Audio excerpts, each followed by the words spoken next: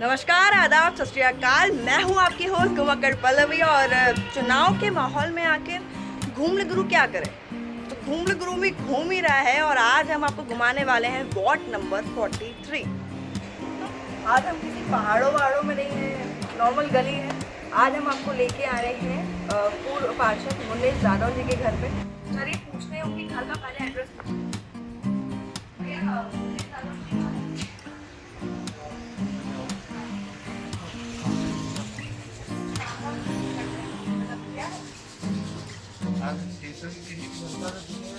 ग्वालियर के सारे लगभग 62 वार्डों में सबसे ज़्यादा एक्टिव पार्षद हमारे यहाँ पर ये हमारी कंस्टिट्यूंसी है इस वार्ड में। तो वह सारे 6 बजे से आप उनको उनके बारे में भ्रमण करके देख सकते हैं। सबसे ज़्यादा ईजीएस्ट अवेलेबल पार्षद है। कोई भी कभी भी किसी भी समय उनके घर पर जा सकता है। जो संभव मदद होती है वो करते हैं। इवन इस वार्ड की नहीं, आगे पीछे के कई और वार्डों के लोग उनके संपर्क करते हैं। जब उनके वार्डों के पार्षद उनके सामने नहीं करते तो मुन्ने भैया वहाँ जाकर उन लोगों की भी मदद करते हैं जो उनके हो सकता है, जितना वो उनकी पे कर सकते हैं। मुझे तो लगा भाई घर ढूंढना पड़ेगा, मशक्कत करनी पड़ेगी, पर ये तो बहुत ही फेमस है। और जैसे कि हमने सुना है कि इनके वार्ड के लोग इनसे काफ़ी खुश भी हैं, मतलब कि बहुत ज़्यादा काम करते हैं। और जैसे कि उन्होंने बताया सुबह 6 बजे से उठ कर के काम करते हैं, मतलब कि दिनचर्या बहुत ही व्यस्त है और लगातार काम कर रहे हैं जनता के लिए। तो चलिए उनके घर चलते हैं और जानते हैं उनकी लाइफ के बारे में, उनकी पर्सनल लाइफ के बारे में, कि जितना ज़्यादा भागदौड़ उनकी प्रोफेशनल लाइफ में है उतना ही ज़्यादा भागदौड़ उनकी पर्सनल लाइफ में है, या फिर हम जैसे नॉर्मल लाइफ।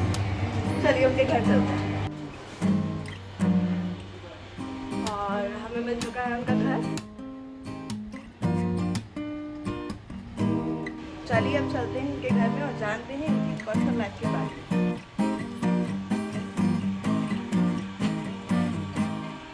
तो हम आज ऐसे घर में बैठे हुए हैं जहाँ पर हस्बैंड और वाइफ दोनों ही पार्षद हैं। तो बाहर तो घमासान लगा रहता है, लेकिन घर में आखिर कैसा माहौल है और वो दोनों एक दूसरे को कैसे सपोर्ट करते हैं, चलिए आइए जानते हैं। तो सर, सबसे पहले हमें ये बताइए कि कैसे हैं आप दोनों? हम दोनों बिल्कुल सामाजिक तौर पे अच्छे हैं, फर्स्ट क्लास हैं और दोनों एक दूसरे को सपोर्ट करते हैं। जैसे ये घर में सपोर्ट करती हैं, मैं राजनीति में बाहर सपोर्ट करता हूँ, तो हम दोनों अच्छे हैं, फर्स्ट क्लास हैं। हमारे पूर्व पार्षद मुन्ने जादव जी लगातार काम करते रहते हैं। वो कम से कम लगातार 8 से 9 घंटे काम करते हैं और इतनी एनर्जी उनके पास कैसे आती है, इस बात को मुझे जानने की बहुत एक्साइटमेंट थी। तो मैंने फाइनली पूनम जी से पूछ ही लिया कि आखिर वो उनको खाने में ऐसा क्या खिलाती हैं, क्या ऐसा नाश्ता खिलाती हैं कि वो इतने एनर्जेटिक रहते हैं।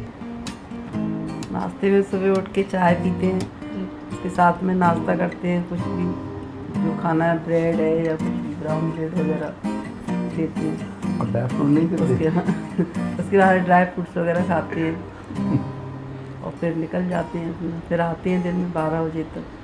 अच्छा, पार्षद जी कभी अपने काम से छुट्टी लेते हैं और आपको घुमाने फिराने लेके जाते हैं? ले जाते हैं, बिल्कुल, क्यों नहीं ले जाएंगे। अच्छा, तो लास्ट ट्रिप कहाँ का था आपका? तो यहीं बाहर नहीं जाते हैं, यहीं अपने लोकल में तो जाते ही रहते हैं।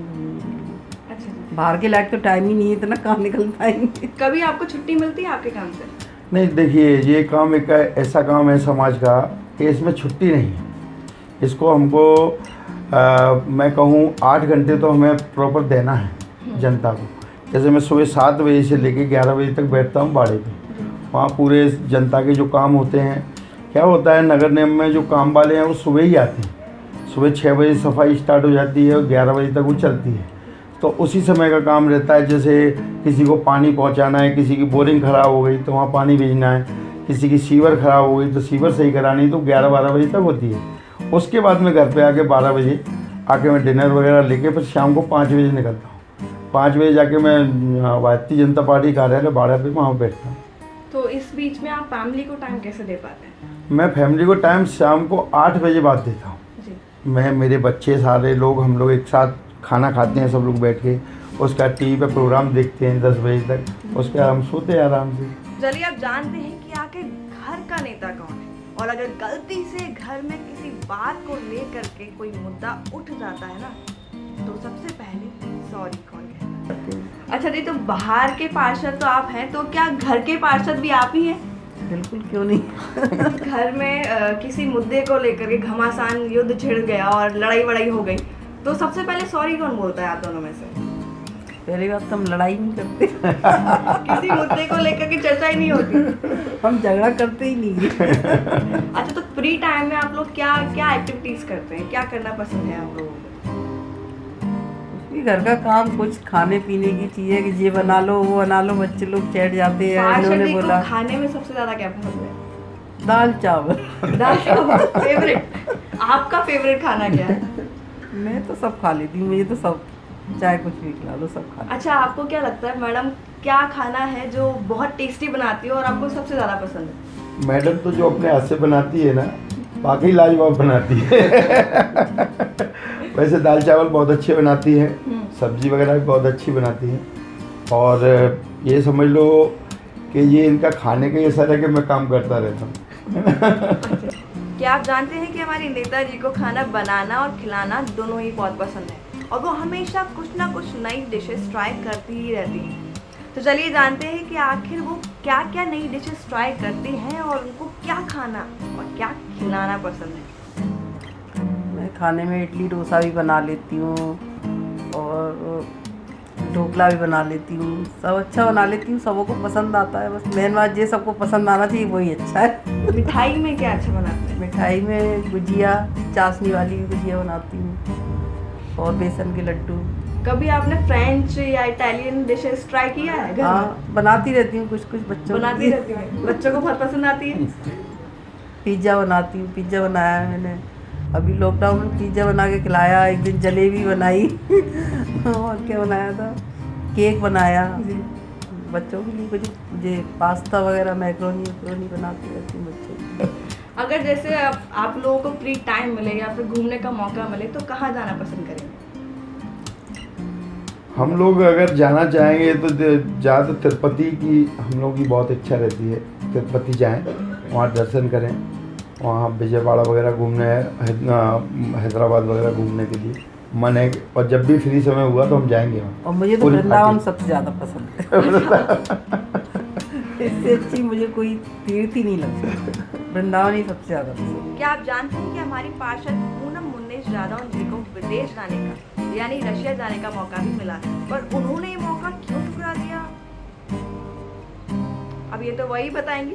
अभी क्या हुआ कि नगर निगम में पार्षदों को बाहर जाना था, और हमारी क्या होता है कि सफाई व्यवस्था, ऐसी जो व्यवस्था विदेशों में अच्छी हो रही है, वहाँ से हमको सिखाया जाता है क्या वहाँ देखिए, फिर यहाँ अपने हिंदुस्तान आके उसको कराइए वैसे ही वैसा। ऐसे ही एक किस्सा है कि अभी परिषद में हमारी मैडम का रसिया जाने का प्रोग्राम वहाँ से आया, उसमें नाम सेलेक्ट भी हो गया था, लेकिन मैडम जाने को तैयार ही नहीं। मैडम कहती है अकेले तो नहीं जाएंगे हम, वहाँ तो जो शासन से टिकट मिलता है वो एक को ही मिलता है, जो पार्षद हैं उन्हीं को मिलेगा।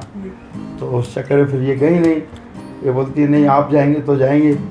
अब मुझे काम यहाँ जनता का भी देखना है, वो 15 दिन का पीरियड था, तो वहाँ कैंसिल कर दिया प्रोग्राम इन्हें। तो भाई अब सारी बातें तो हो गई हैं, अब जानना ये था कि आखिर नेताजी का राजनीति की ओर रुझान कैसे हुआ और कैसे उन्होंने इस फील्ड में अपना कदम रखा।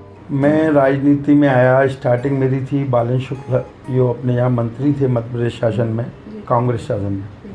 मैं उनके यहाँ उन्हीं के साथ काम करता था राजनीति में, लेकिन उतना समय नहीं दे पाता था राजनीति को, क्योंकि मेरा घर परिवार भी बहुत, हम गरीब परिवार से उठे।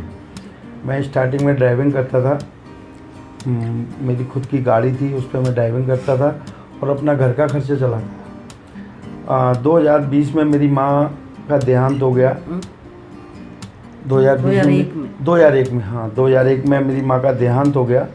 उसके बाद मैं गाड़ी वगैरह बेच दिया मैंने। 2004 में चुनाव लड़ा और निर्दलीय चुनाव लड़ा, क्योंकि मेरे को कांग्रेस पार्टी ने टिकट नहीं दिया और मैं निर्दलीय चुनाव में उतर आया। लेकिन जनता का सपोर्ट, पूरी बावट की जनता ने सपोर्ट किया और मैं मात्र 7 वोटों से जीता था स्टार्टिंग में निर्दलीय प्रत्याशी। अपने यहाँ नरेंद्र सिंह जी जो मंत्री रहे हैं भारतीय जनता पार्टी है, उन्होंने मुझे इनवाइट किया। फिर पार्टी से बीजेपी पार्टी से जोड़ा मुझे। जब से मेरी राजनीति स्टार्ट है, आज करीबन 20 साल हो गए मैं राजनीति में हूँ। इस बार के चुनाव से आपकी क्या उम्मीदें हैं, जनता से आप क्या उम्मीदें कर रहे हैं? जनता से तो ये उम्मीद है कि भाजपा को वोट करें, क्योंकि शिवराज सिंह जी के नेतृत्व में हमारे मुख्यमंत्री माननीय शिवराज सिंह जी के नेतृत्व में चुनाव हो रहा है और प्रदेश में सरकार भी भाजपा की है। तो हम चाहते हैं कि 24 में 24 सीटें हमें मिलें और जनता हमको सहयोग करे। उसके बाद देश का विकास, मध्य प्रदेश का विकास होगा। अच्छा, आप अपनी जनता से कुछ कहना चाहेंगे, कुछ संदेश देना चाहेंगे उनके लिए? हाँ, जनता को क्या है कि जैसे साफ़ सफाई चल रही है, हमारे मोदी जी भी स्वच्छता अभियान चला रहे हैं, तो जनता को हम यही कहना चाहेंगे, जैसे डोर टू डोर गाड़ी आती है तो उसमें कचरा डालें। आपने देखा होगा को हम लोग सुबह कई बार निकलते हैं तो तीसरी मंजिल से लेडीजें कचरा फेंकती हैं। पॉलीथीन बनाया उनने, वो क्या है, बड़ा घातक है। उसमें गाय भी खा लेती है उस पॉलीथीन को, गाय बीमार हो जाती है। सबसे अच्छा ये जनता को अपील भी है, निवेदन भी है कि वो पानी की एक तो बचत करें, कचरा जो डोर टू डोर गाड़ी आती है उसको टाइम पे डालें। तो आज हम लोग मिले पार्षद पूनम मुंडेश जादव जी से, जो कि वार्ड नंबर 43 से हैं, जिनसे हमने जाना कि बाहर की लाइफ के साथ साथ इनके घर की लाइफ भी एकदम नॉर्मल है हम लोगों के जैसे। तो इसी के साथ मैं पल्लवी आपसे लेती हूँ विदा। मिलते हैं हमारे अगले एपिसोड में।